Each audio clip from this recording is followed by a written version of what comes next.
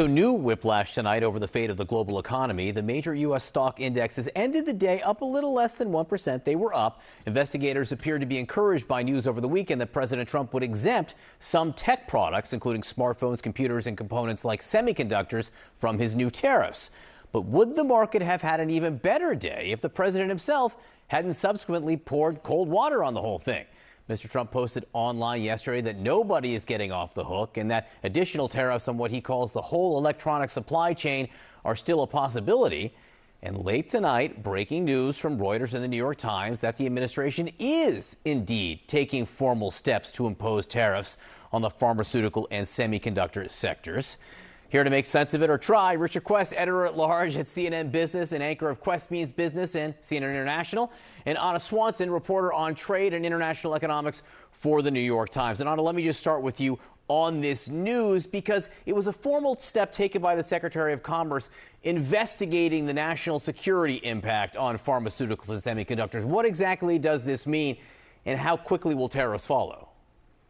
Yeah, so this starts a process where the Trump administration is going to investigate whether imports of both drugs and computer chips and products that have computer chips in them are a threat to U.S. national security. And then that could result in tariffs at some point down the line. We don't know exactly how long that investigation will take, whether that will take, just a matter of weeks or longer. But the president has signaled pretty clearly that these investigations are going to result in tariffs. So that is certainly something we expect to see. Yeah, to that end, Richard, let me play something that the president said in the Oval Office today. We don't make our own drugs, our own pharmaceuticals. We don't make our own drugs anymore. The drug companies are in Ireland and they're in lots of other places, China. And all I have to do is impose a tariff. The more, the faster they move in. The higher the tariff, is very serious. It's inversely proportional. The higher the tariff, the faster they come. Is that the way it works? Well, it's straightforward economics. If it's more expensive to make it there, you'll make it here. I mean, if the pain is greater there, you'll bring it back. What's interesting about this is, I think the president's got a valid point, that the amount of pharmaceuticals made outside of the United States is quite vast, but for valid reasons, because economically it was cheaper. Under the idea of, where do you manufacture that is the most economically efficient? So it was in India and it was in other parts like Ireland and those sort of parts. But the US has woken up to the fact that they do need to onshore or friendshore more of the pharmaceuticals back. But I'm not sure this is the right way to do it. Ana, what does China think about all this? Specifically, the carve-out for phones and electronics over the weekend, then saying, oh, it's not a carve-out. But what are they supposed to take from this? Well, there has been a lot of changes to tariff policy, really, very substantial and kind of extreme moves unfolding over the past week. And I think, what China might take away from it is that the pain points in the United States and for the presidency are now quite obvious. It seems like the president has moved in response to turmoil in the bond market, the stocks and financial market. And also it seems like pressure from tech CEOs, concerns potentially about raising the cost of electronics for consumers. So, the president has been very resolute, very ambitious about his tariffs, but, clearly he is willing to walk them back if he's under enough pressure. And that could be a lesson for China as well. That's an interesting point, that he may be showing them where the United States is weak, telegraphing where they can apply some of this pressure. Richard, a new survey of more than 300 CEOs released today found that 62% are expecting a recession or an economic downturn in the next 6 months. You think it's already happening, basically? Oh, look, recession inevitability? I don't know. Serious downturn? Yes. Highly likely for a recession? Very probable, because the ingredients of this are now in there. I mean, the big mixture has been put in there: tariffs, slowdown, confusion, chaos, federal government layoffs, worries about jobs. It's all now being mixed in. This is actually baking. Larry Fink summed up. He said the economy is already slowing. It's going to be very difficult now to reverse it because consumers are seeing what's happening. A downward spiral has begun that's going to be very difficult to reverse. And at some point, that recession becomes inevitable. I don't know whether we're there yet. I don't think anybody does. But we are well and truly on the track to it. Richard Quest, Ana Swanson, thank you both so much for being with us. Senator Kennedy, always good to have you. Thank you, sir. Your state exported $10 billion worth of goods to China just last year, more than it shipped to any other country. In 2023, Louisiana's overall export of goods accounted for more than 30% of your GDP. This is all according to the Office of the U.S. Trade Representative. How worried are you about this trade war with China and its potential impact on the jobs of hardworking families in your state? Well, we don't know yet. I listened to your prior guest, the gentleman you interviewed, predict that civilization is going to melt, and I don't see any indication of that. I heard you comment about Mr. Dalio saying that the world economic structure is going to break down. I don't see any indication of that. The dollar's a little bit weaker and interest rates have gone up. Here's what I see. I see a lot of uncertainty. And I think to some extent it's intentional. If you listen to the president's aides weekend before last and then listen to them this weekend, you don't have to be Einstein's cousin to figure out they were saying things that were inconsistent. Now, that raises one or two possibilities to me. Either it's intentional or these folks aren't competent to manage a food truck. Now, I know them. They're intelligent people, whether you agree with them or not. So I think the administration, for whatever reason, is obfuscating a little bit. Maybe it's part of the president's negotiating strategy. I just don't know. I do know this: tariffs are important, but so are high prices. The trade balance is abstract. The price of eggs is concrete, and we need to be spending a lot of time on reconciliation, redesigning the tax code, deregulating the economy, reducing spending to get prices down. That's it. Is at least as important as tariffs, in my opinion. Well, let's talk about the so-called big, beautiful bill President Trump is urging Congress to pass, which will lay out most of the president's agenda, including tax cuts that you just mentioned, additional border security, and more. The House of Representatives passed its framework last week. You're now calling for a 60-day deadline to hash everything out before calling in President Trump. Senator Lindsey Graham of South Carolina, he wants to get the bill to the president by Memorial Day. Are you confident that the House, the Senate, and the White House can make a deal on what should be included?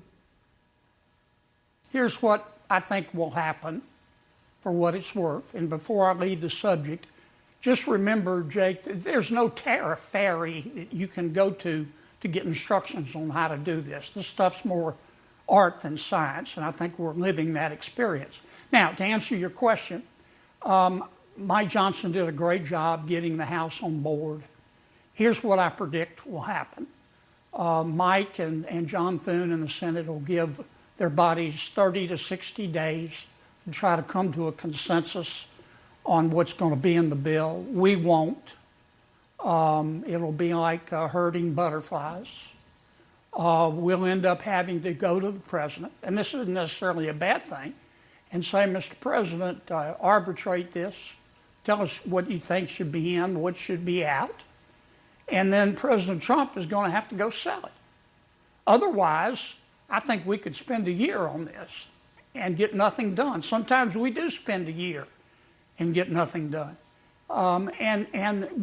That's not a good thing. I mean, the economy needs a little boost right now in light of all the tariff uncertainty and the reconciliation bill, and designing a tax code to stimulate growth, and designing a tax code that looks like somebody designed it on purpose can fit that bill, in my opinion. So you just talked about the need for President Trump to explain whatever is agreed upon.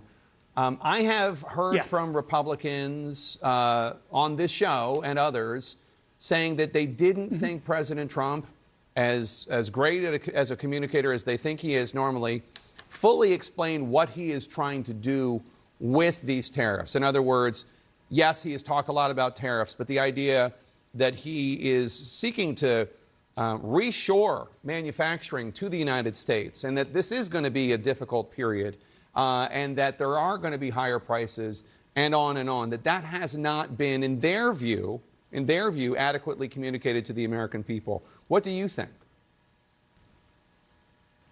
Well, here's what I think. I see what you see. I think I know what's in the president's heart, but I don't know what's in his head. The people you're talking about are right. The administration has not given one clear rationale for its tariffs. I think that's intentional. That I don't know, but my guess is it's intentional, and that it is part of the president's negotiating strategy. But Jake, I don't want to feign understanding here. I don't know, but that's my best guess, knowing how the president operates. Republican Senator John. I mean, the president believes. Go ahead. I was just going to say the president believes if you're going to be a bear, be a grizzly. Like him or dislike him, agree or disagree. Right now, he's being a grizzly. Republican Senator John Kennedy of Louisiana, thank you so much. Always good to have you on, sir. Thank you. Small businesses all across the U.S. are feeling the impact of rising tariffs, and that's especially true for mom and pop stores, or in this case, mom and daughter stores like Gabby Bo's. It's a South Carolina-based company which started off as an elementary school science project. It says it sold more than 1 million barrettes in the U.S. and 16 countries, but Trump's new tariffs have put the future of the small company in doubt. And I'm joined now by the mother-daughter co-founders of Gabby Bo's. Rosalind Goodwin started the business with her then 7-year-old daughter, Gabby. Gabby is not 7 anymore. That was 11 years ago. But she's all grown up. But it's so great to have both of you here with us. Thank you so much for being here. Rosalind, I just want to start first with you. We're at 145% tariffs on imports from China. Walk us through what that means for your business and what the last few weeks have been like, kind of trying to ride this wave. Well, last fall, we got a dream retailer opportunity of a lifetime. When we started, our tariffs were at 5.3%. And when we signed the deal, they were at 25.3%. And just to give you an example, I woke up to an email from our manufacturer in China asking if they were ready for us to go ahead and proceed with mass production. I told them yes, in order to get these barrettes to our retailer in time. I got on social media and saw that it was 145%. I immediately emailed our manufacturer back and just said, wait, I got to look at these numbers again. It is, we went from having to pay less than $1,000 in tariffs to now almost $6,000 in tariffs, which is more than our order. So it has just been very unpredictable. And that can be very stressful for a small business. Absolutely. And so I just want to make sure I'm understanding your math right. You're saying $6,000 in tariffs. That's more than you're going to pay just to produce everything for your order itself. Right. My order was just $3,800. So, yeah. Wow. And Gabby, for you, I know you guys have grown this for 11 years now. I know you guys are talking about being in your dream retailer. It sounds like things are going in the right direction. You've worked really hard. For this moment of uncertainty, this feels just like the worst timing for you. Yes, it definitely does. I mean, being able to have this amazing opportunity, but having such limitations towards it is really sometimes unsettling. Like, you want to be able to celebrate, but at times it's like, you don't know if it's going to work out and you don't know if it's taking a major risk. And obviously being able to manufacture overseas, we've been trying to get these barrettes, these double-faced, double-snap barrettes manufactured in the US for about 8 years.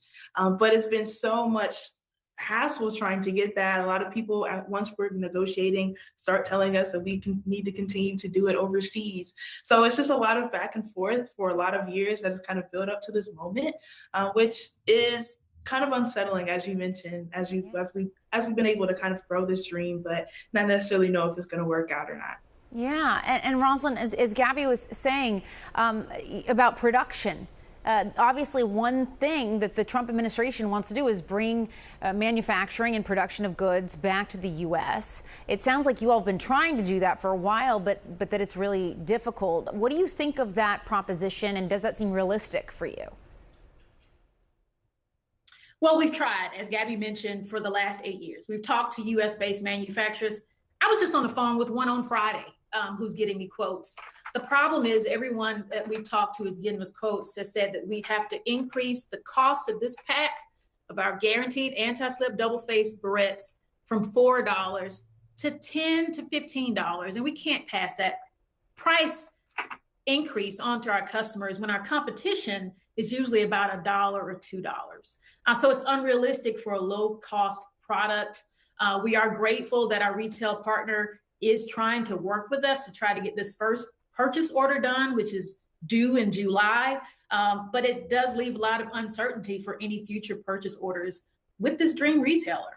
Yeah, certainly. All right, so Gabby, what comes next? What do you guys do to try to kind of, walk through this uncertain time?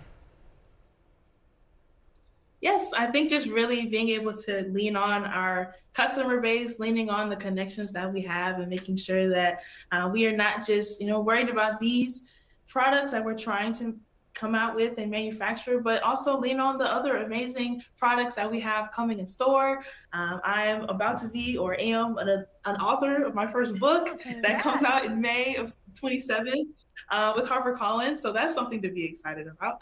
But just being able to continue to advocate for not just us as small businesses or small business owners, but so many small business owners here in the United States who are facing a lot of uncertainty because of these tariffs, and really making sure that we are being that voice and being that advocate for people who are just like us as well. Yeah, I think there are so many people out there, mothers, daughters, fathers, sons, companies that have been in families for a long time or brand new ones, small businesses that are facing exactly what you guys are right now. We wish you the best, Rosalind and Gabby. Thank you so much. Prepare to be fooled. That is the warning tonight from Morgan Stanley as Trump may hand out new exceptions to his tariffs.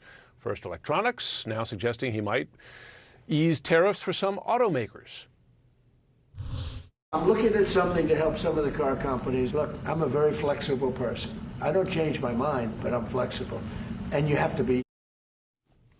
Sounds contradictory. Ever since Trump launched his trade war, he has in fact changed his mind, whether it's on reciprocal tariffs, a pause on smartphones and computers, and now possibly cars as well.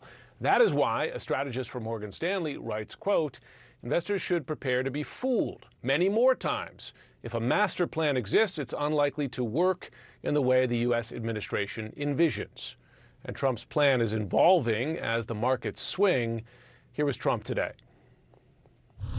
Stock market's up. The stock market's up today. We had the largest gain in the stock market in history on every single category last week.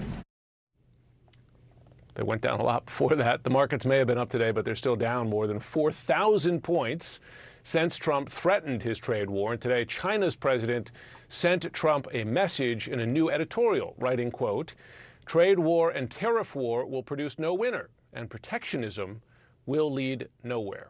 Out front now, Dan Ives, veteran tech stocks analyst Peter Tuchman, longtime Wall Street trader, and Rana Foroohar, CNN economics analyst and Financial Times columnist. Good to have you all on.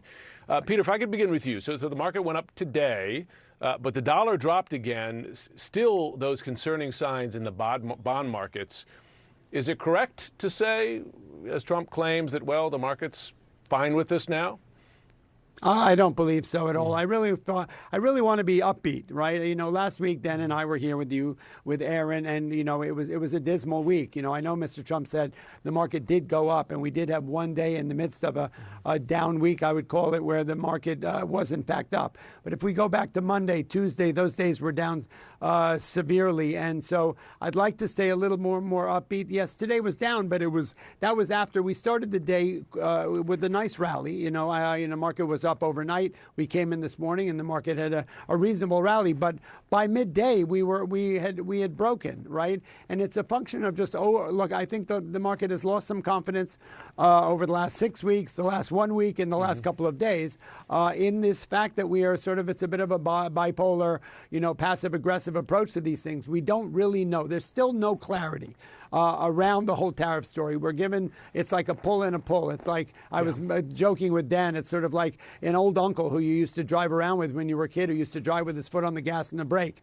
and you're constantly going like this. That's kind of where we are. And so the market is, think about it. We've got traders in the market. Since COVID, 50 million new young traders, retail traders. They're hedge funds, they're institutions, and so everybody's trying to position themselves on how to navigate this market still. And, I don't know if there's much confidence in this thing. People they're trading. The market is trading. This morning we were up, 800-900 points, and we sold off, broke down midday, and then we rallied back into the close. Right. I think that's what we're in store for a while, until there's some defined clarity of policy, which we've still yet to see. Right. In fact, we've seen a lot of defined confusion. Rana, you've written that the U.S. is taking on the qualities of an emerging market now because of that confusion and back and forth. Explain how.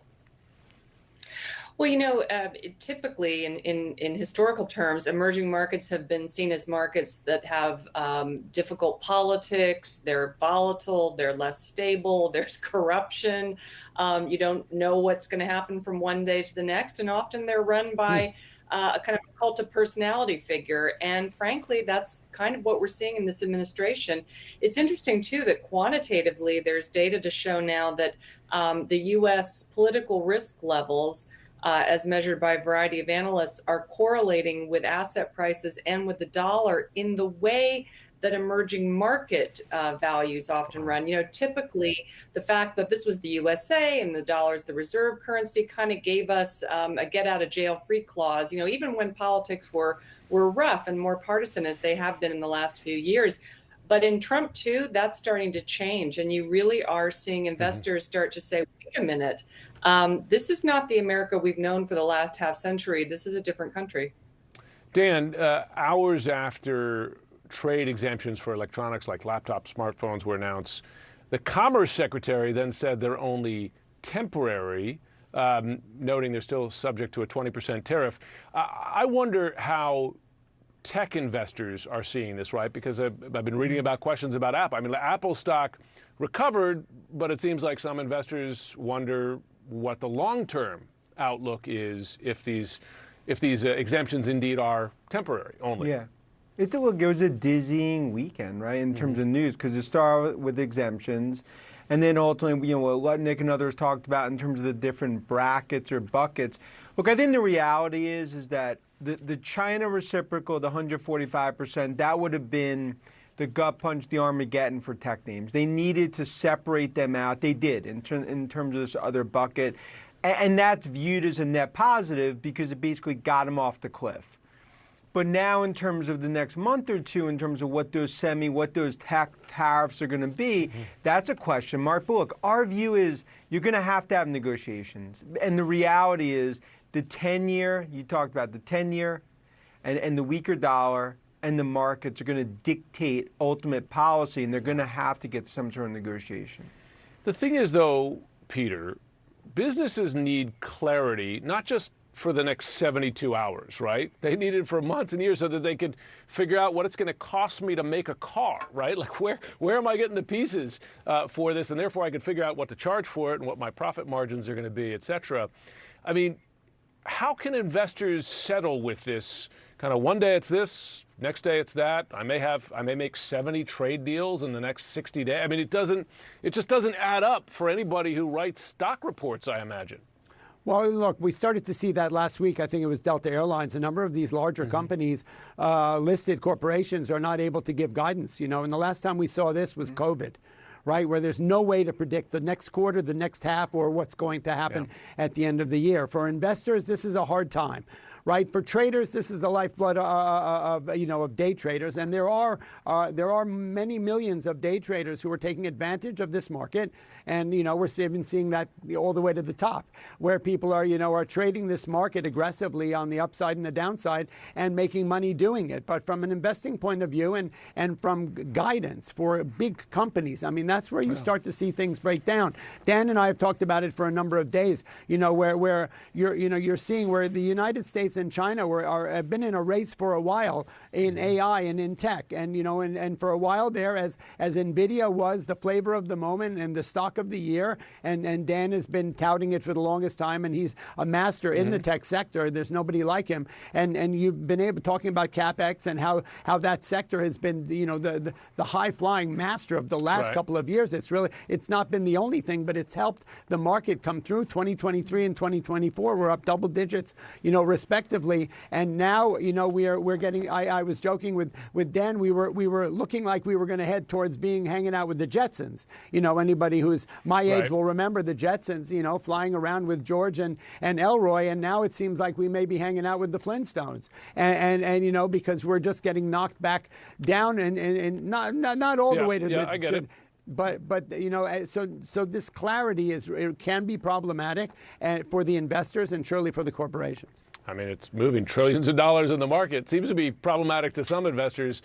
Before we go, Dan, Chinese President Xi Jinping, he's in Vietnam signing deals, right? I mean, the concern has been that trading partners of the U.S. are like, actually, I'd rather trade even with China under these circumstances. I mean, even the EU was talking to China about EVs. Is that where this is going?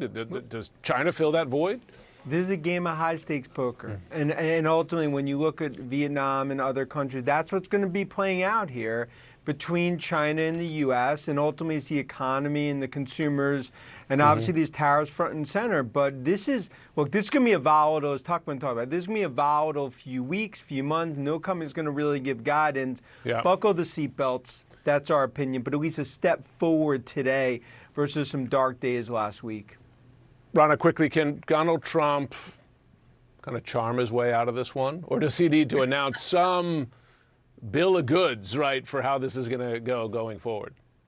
Oh, man, he definitely can't charm his way out of it. I mean, waging a trade war on the entire world, adversaries and allies all at once, the trust is gone. I mean, and the fact that, you had him pulling back the tariffs as his USTR, Jameson Greer, was in Congress arguing for them.